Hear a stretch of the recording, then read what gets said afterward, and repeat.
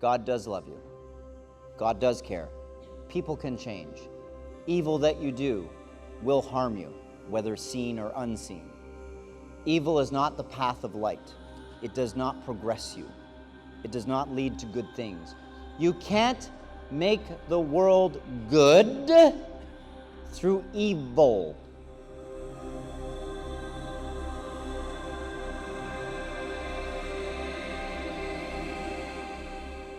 What happens to Luke in the end, the third movie? What happens? He's fighting Darth Vader. What's Vader trying to do to him? Turn him to the dark side. Use your anger. Use your rage. Right?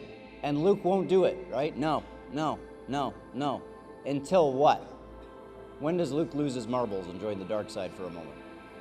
He's becoming emotional, Ritual Masters. He's getting triggered, Ritual Masters. His emotions are beginning to overwhelm his good sense, Ritual Masters. And in that, he cracks, and Vader can read through him and goes, a sister. Now it's complete. Because if I don't get you, I'm going after your sister. And Luke loses his marbles, right? And he joins the dark side, and he actually is more powerful than Vader. He beats Vader down using rage, right? And you see Vader collapsing, and he's trying to fight Luke, and he's like, uh-oh, I think I just made a huge mistake. Because you see Vader in his realization and what he's doing, he's like, it's the first time you see in the movies Vader backing away. He's backing up the entire time.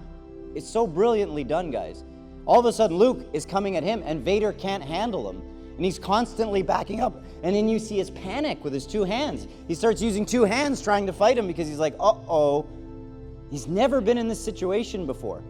Only one other guy, Obi-Wan Kenobi, put him on his back. And now, 20 years later, his son is about to wipe him out. His son pins him down, and what does he do? Boom! Chops his hand off. Holds the saber to him. It's over. Vader's on his back, hanging on. And what does Luke do? He looks at the hand he chopped off, and he looks at the hand that Vader chopped off, and realized, I'm walking the same path. And then the Emperor said, strike him down and join me. I'll make you more powerful. Finish your father off. You will become the most powerful being in the universe, basically. And Luke looks and goes, no. I'm a Jedi. Like who?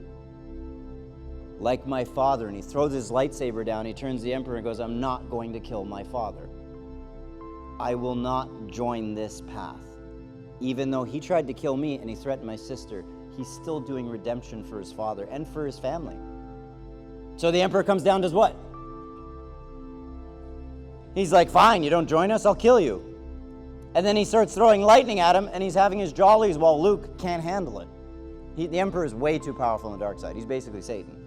So he just starts frying Luke, right? Vader slowly gets up, and his suit's broken. He's like, can't breathe right. And what does Vader do? He stands there and watches, right? And he sees his son being basically tortured and killed by this guy who's his boss and more powerful than him. And it's fascinating because with a mask on and no ability to give an expression, everything is done through his body language of his hand missing and going. And you can see him thinking. He looks at the Emperor, looks down at Luke, looks at the Emperor, looks down at Luke, looks at the Emperor. What does he say? No to evil. Grabs the Emperor with his one last hand left, picks him up while being electrocuted as a half robot, and chucks him down the frickin' thing, stands up for his son, sacrifices his life to save the good. And Luke was right. My father is good. My father does, even in all that darkness that he's chosen, just like Christ, the redemption is inside of him.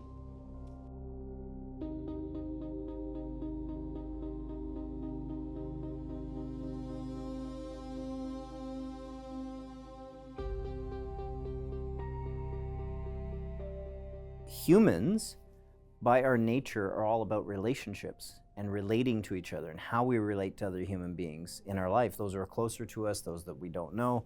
And so most evil that enters into someone's life enters in the separation of the understanding of yourself and another. And so in that separation, judgments are made, opinions are applied to the other person of negative intent, sometimes opinions of yourself negative intent. We can be our worst evil, can be ourselves towards ourselves. Spiritually speaking, fruits are the results of the way you're living, the way you are expressing in life, the actions you're taking and the results of those actions. And fruits can be both good or bad depending on what you've done. A person who is wise and understands the flows of the universe and universal laws, like the 7 Hermetic principles, will tend to generate better fruits. When you are confused about whether something is good or bad, we would say to you hermetically, look for the fruits, look for the results. And sometimes things that appear to be bad actually generate good fruits, and that wasn't a bad thing. And sometimes things that appear to be good often generate bad fruits. And here you end up really looking at the term discernment, of understanding what is a good fruit and what is a bad fruit, or what action will lead to a good fruit or a bad fruit, or what thought or what belief will lead to those good or bad fruits. And it's important to understand this because in the world today, so many people are operating on the false belief that a certain action, thought, words are going to generate good fruit, and what's actually happening is generating bad fruit. And so that would be a form of evil. And ultimately, what is evil? Evil is ignorance of the light. And so if you're ignorant of the light, then that is something where you have evil in your life, where you need to get past that evil. To kind of build on what Sovereign Ipsissimus Dave is saying, within the self, we like to think of ourselves as cohesive, but there are absolutely different aspects to the self. And so we do have that aspect of ourself, which is godly, which aspires to certain heights. But then we also have parts of ourselves that don't always agree with where we're heading, that put us down, that want to hold us back, and mostly for the survival of that darker aspect of yourself, and really for no other reason. And so those are the parts of ourselves that we call demonic because they limit our progression. The mystery school definition of evil is anything or anyone or any action that inhibits a human or human beings in general. And so, you know, in society, we often like to point to people and say, you're evil and you're evil and you're evil. But sometimes we take actions that are evil to ourselves.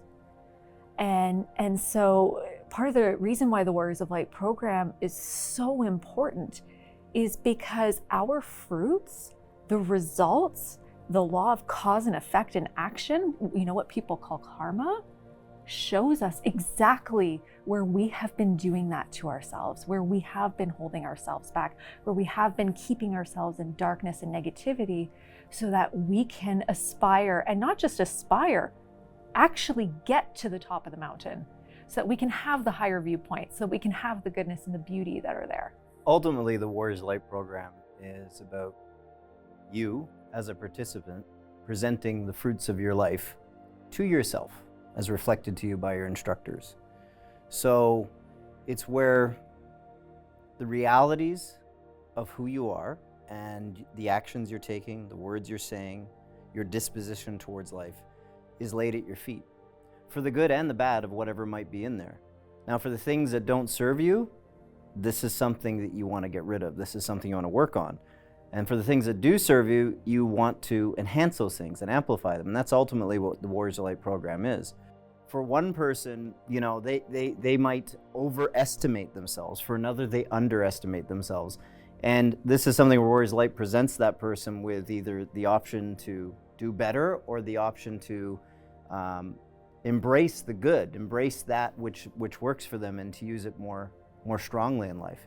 Warriors of Light is about learning to overcome the adversities in life that we bring in front of us, the ignorances of the light, the demons that we bring in that fight our light from shining, and getting rid of them, taking them down and moving past them.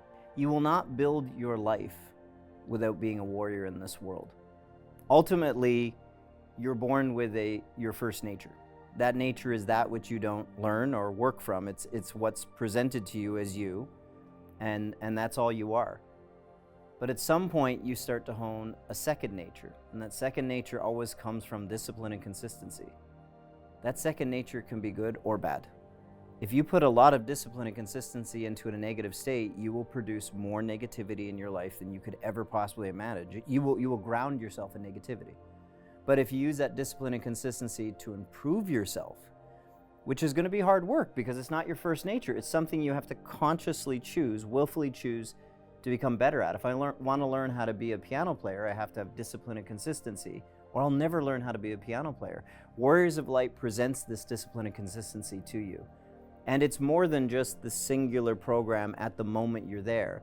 It's about the tools that you then have to take home and use with discipline and consistency to make, useful transformative changes. And so there's a lot of complexities to it, but it is one of the most valuable things a person walking a spiritual path can do.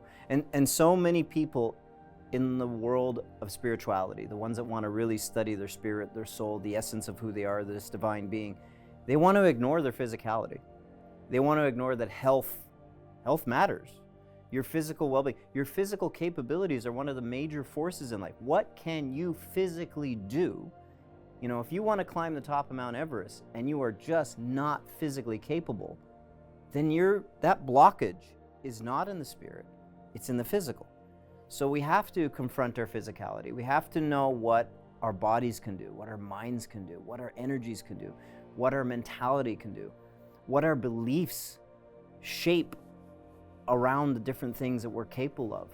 And Warriors of Light confronts all that.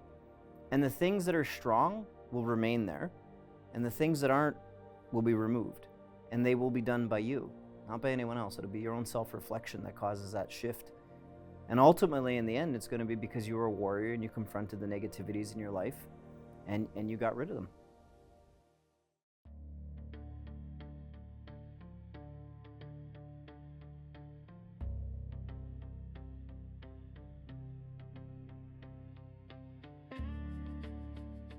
All of us have martial arts backgrounds. So a person on the outside could interpret all of us as having a warrior spirit to some degree. Because why did we study martial arts before we came to the mystery school? Okay. What did the mystery school change about that as a warrior? You were a warrior, so what changed in you? What was different from all your training in martial arts that when you went to mystery school, you say, there's something else behind this? I personally, for me, for sure, because I had figured out the mastery of the physical for the most part. I mean, you can always keep growing, of course, but you're like, I pretty much got it down. A punch to punch, kicks to kick. I know how to do takedowns and, all that stuff. But then there was always this component that if you look at traditional martial arts, this spiritual part, and I'm like, it's just been lost in the world. And I thought, is it lost because it's false? Maybe people got rid of it because it's just a bunch of hokum and unnecessary. Is it lost because the teachers have been lost? There's few left that can teach it. I don't know. And so when I found the mystery school, I realized, no, it's lost because people have forgotten about it. They've just seen that, martial arts was a way of approaching life. It wasn't just physicality. It was a way you dealt with adversity. It was verbal confrontations, problems, situations. How do I deal with this? And martial arts gave you a context to work with those things. And that was lost in the world. That was lost. And when I came to the mystery school, I saw that was the piece which makes all the martial arts make sense. The physical side makes so much more sense when you have that other component. And it's like, I'm always a warrior, even when I don't have my fists up. Even when I'm not ready to defend myself physically, I'm always a warrior. And there was pieces in there, because my understanding of being a warrior was about the presentation of yourself physically, which matters to a point. And then there's the other side of it, is how do you handle, your words? How are your thoughts? How are you treating another human being? Are you treating them with the kindness of a warrior? Sometimes with the severity that a warrior has to bring, with the mercy that a warrior. And there's an old saying in martial arts that a person who truly knows how to fight chooses that as their last option. And the people that don't know how to fight often choose it as their first option in a state of panic. And so when you hone not only the physical, but also all these other aspects, you realize that there is a great deal of confidence and peace that comes from knowing how to be a warrior. A person who understands their capabilities as a warrior will have greater internal peace. A person who doesn't will tend to panic more, be more nervous, and make decisions that don't come from confidence, but come from this I don't know if I can handle this moment. So to me, these components were needed to complete me as a true warrior, not just a martial artist, but as a warrior of light.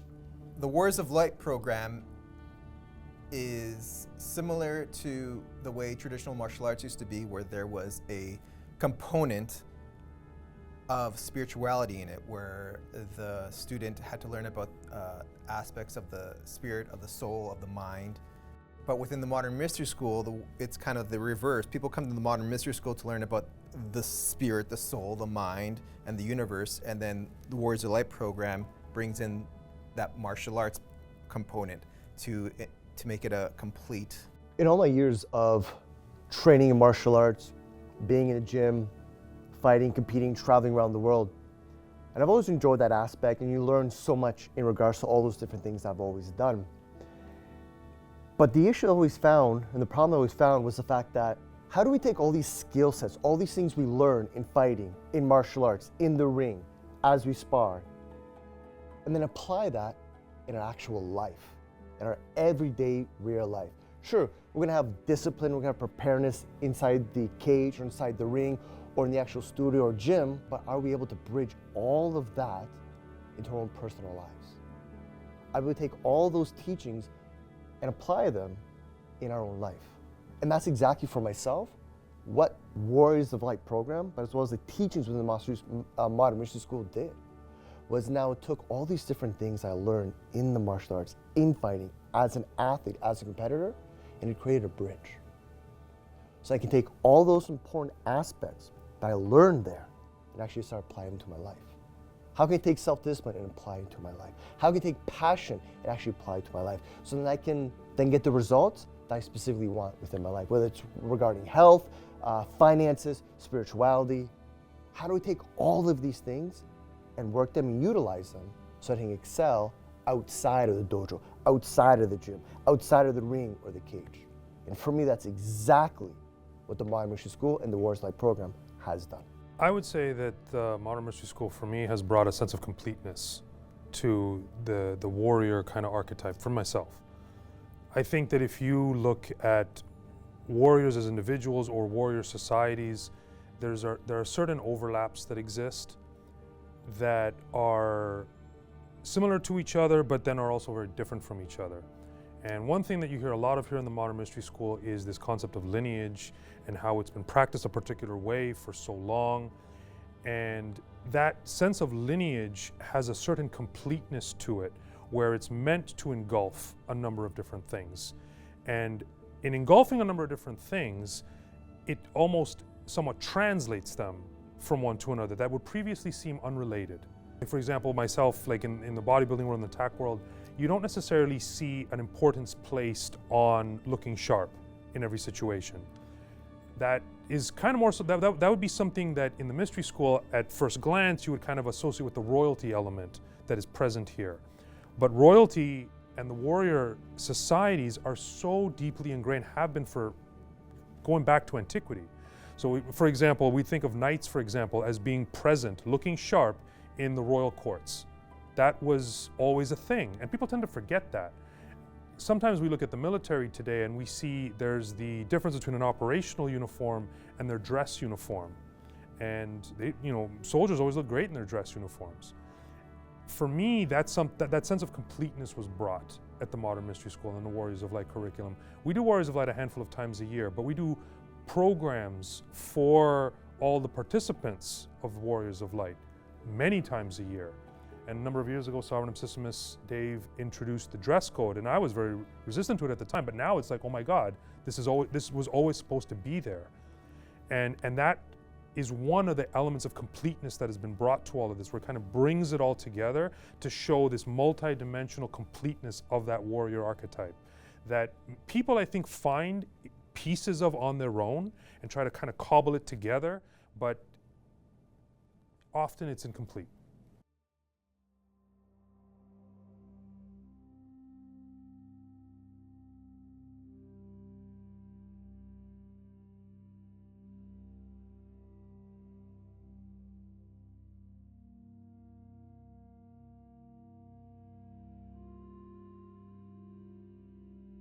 So much of the world today is about mediocrity.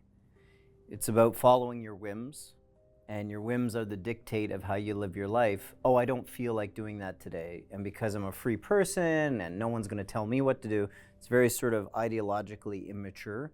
I'm going to do whatever I want.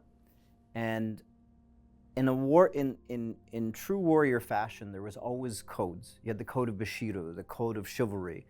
You have military codes that said, regardless of your whim today, there is a standard, and that's the bottom that we go to. And so if you're below that standard, you pull yourself up, and that's what you stand on. And that is so important for people today. And we have, in the mystery school, through a ritual master program and through Warriors of Light, there is a code and a standard.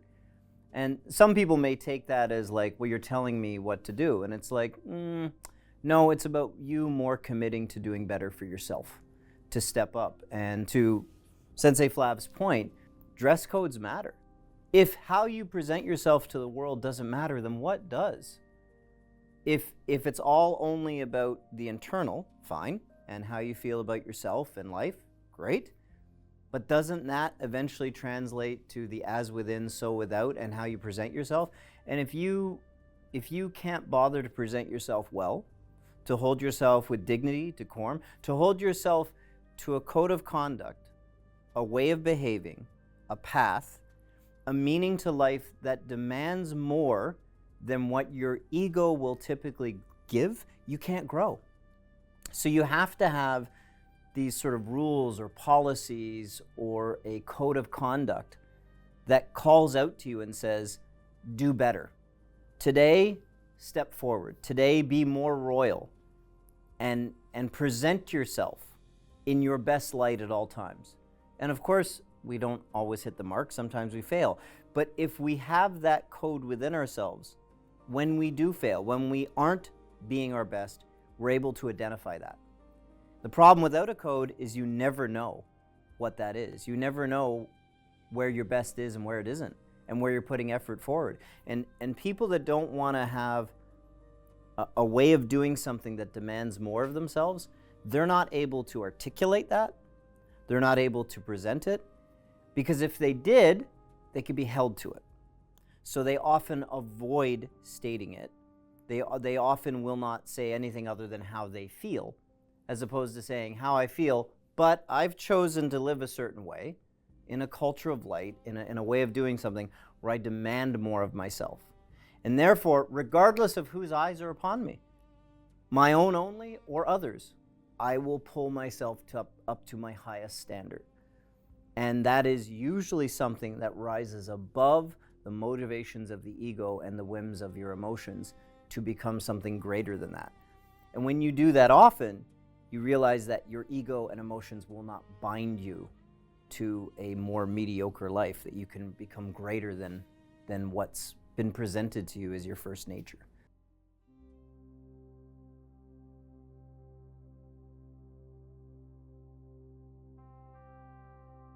We build a lot of joy into the Warriors of Light program, because when we are fighting our negative ego, it can't all be serious. If you're constantly serious, why are you here? Why are you, if not to enjoy life, what's the point of fighting for things? You don't want to fight for misery. You don't want to fight for your negative ego. You want to fight for joy, so you can live a good life, so you can have loving relationships. And so in the Warriors of Light program, we also integrate joy into it. You'll see us dancing. You'll see us having fun conversations. We'll play dodgeball sometimes. We're building teams together. And it's a lot of fun, because even though it's hard, and yes, sometimes it takes discipline and it takes strength and it takes courage and bravery and all of these things. But if you don't have joy, if you don't have light in your heart, and if you don't know why you're fighting, then it's no sense fighting, or there's no reason to keep fighting if not for joy. I love the community aspect of Warriors of Light. Part of the reason is that when you're about to embrace something difficult, whether it's as a means of growth or sometimes things that just suck, in all honesty, it is so much easier to do when you have brother and sisterhood. And the way you grow closer together as you face that hardship, but also as you make each other better. You know, everyone on this panel here you know, we all support each other and we point out each other's strengths, and we support each other in that endeavor. Because when we show up to a program and there are 300 people, you know, yes, those 300 students, those 300 warriors are thinking about, oh my God, I got to do push-ups, but you know what, okay, I'm with you and I'm with you, and we're going to get through this together. It's going to suck, but we're going to get through it together. And so just as the students come, we also come as a team, and we problem solve, and we navigate, and we build on each other's strengths, and what can seem like an enormous task. Because you have that comradeship, because you have those brothers and sisters, instead of it being something that drags you down or something you have to drag yourself through and, oh, you know, I finally got to the end, it becomes a joy. And so you see us laughing and joking together all the time, and teasing each other, making fun of each other, because we've built that kind of relationship through difficulty, and we'll embrace difficulty so many times, time and time again, because we get to do it together. In Warriors of Light, we use dance. It's true. Yeah.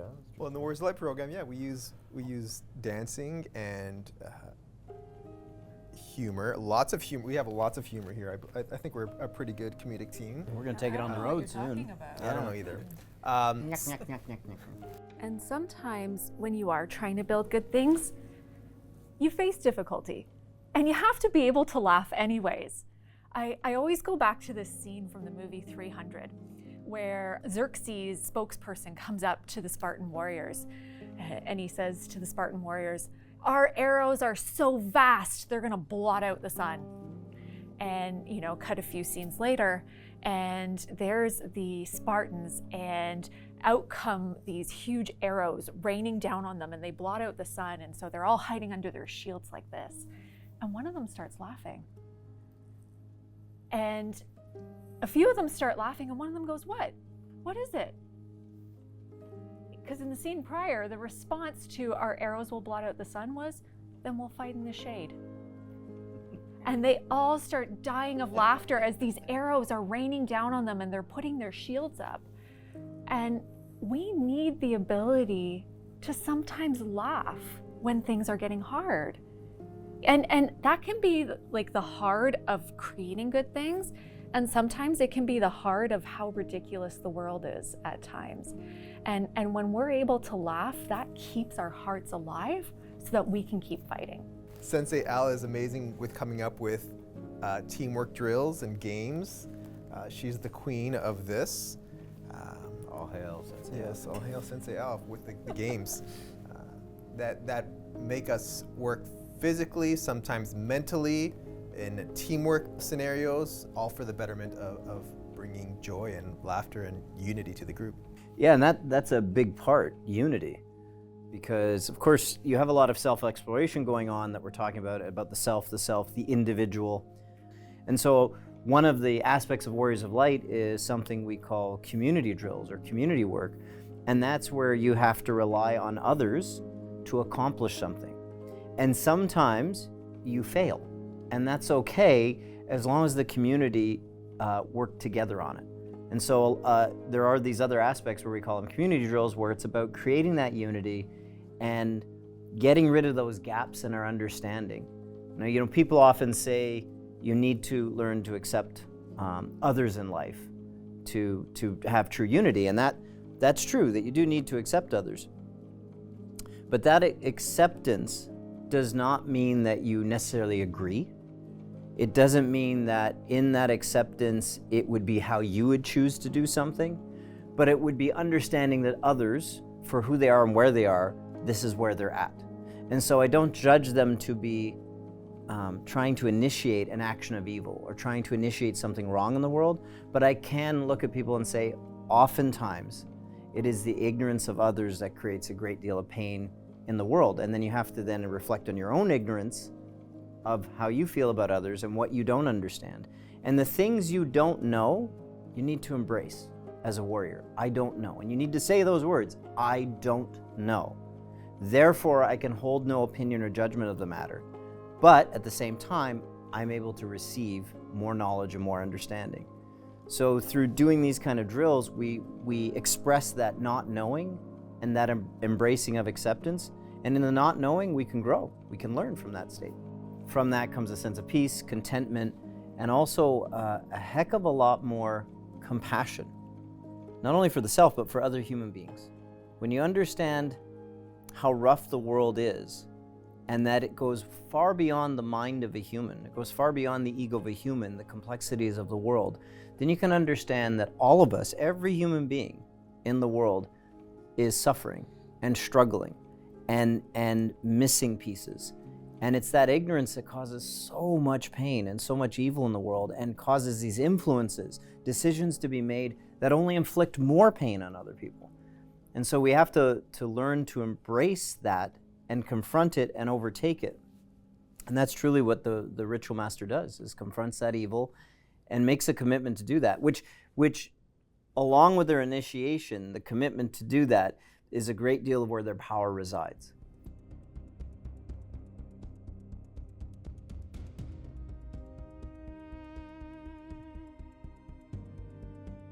Of course you can change, but you notice that you can only change through the light or the dark. That's the only choices you have. Will I let evil shape me into who I am going to become, or will I let the light shape me? Everybody does change. They become more of the thing they feed. That's the change.